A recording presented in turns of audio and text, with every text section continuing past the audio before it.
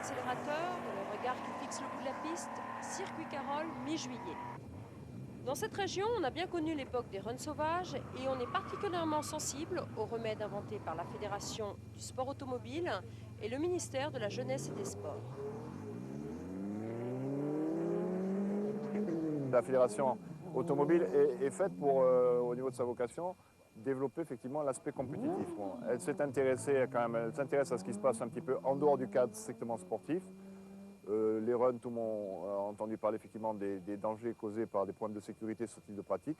La fédération, effectivement, comme vous le disiez, a souhaité il y a 1 an et demi prendre en compte ce phénomène pour effectivement l'amener vers une pratique compétitive, mais c'est sa vocation sécuritaire.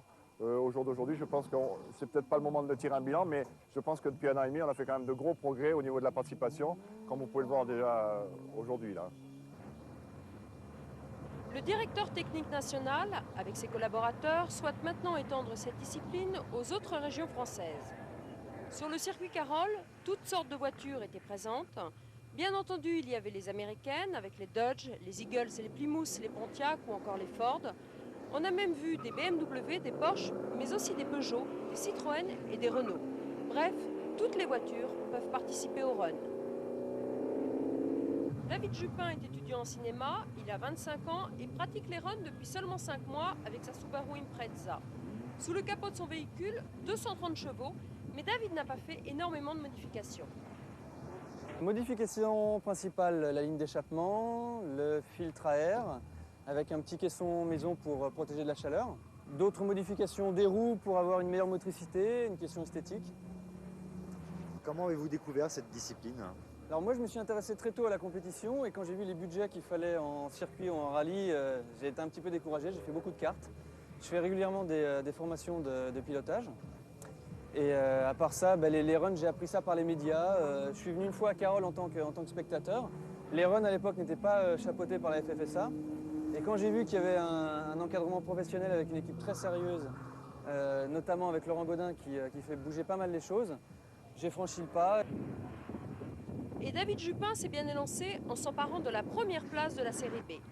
David a 25 ans, la moyenne d'âge d'un runner tourne autour de 30 ans, mais il n'y a pas d'âge pour se faire plaisir. Fiorello Bellina a 70 printemps, il a subi une opération à cœur ouvert il y a 10 ans. Cela fait 3 décennies qu'il pratique le sport automobile, mais c'est la première fois qu'il participe à une course d'accélération. J'ai appris qu'il y avait un run à Carole, j'y suis venu. J'ai eu du mal à trouver d'ailleurs. Finalement, j'en suis bien sorti, j'ai quand même trouvé. Maintenant, on fait les runs d'essai.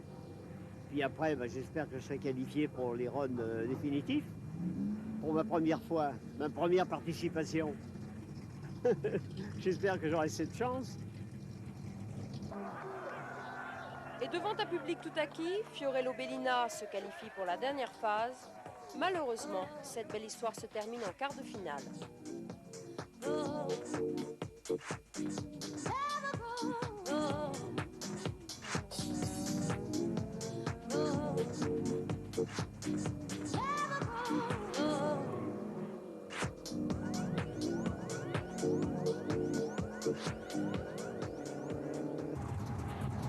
Le dernier duel de cette journée dans la série majeure oppose 2 voitures américaines, des Dodge Challenger de 1970 et celle de Laurent Arnault, la verte à droite de notre écran, a un peu plus de puissance.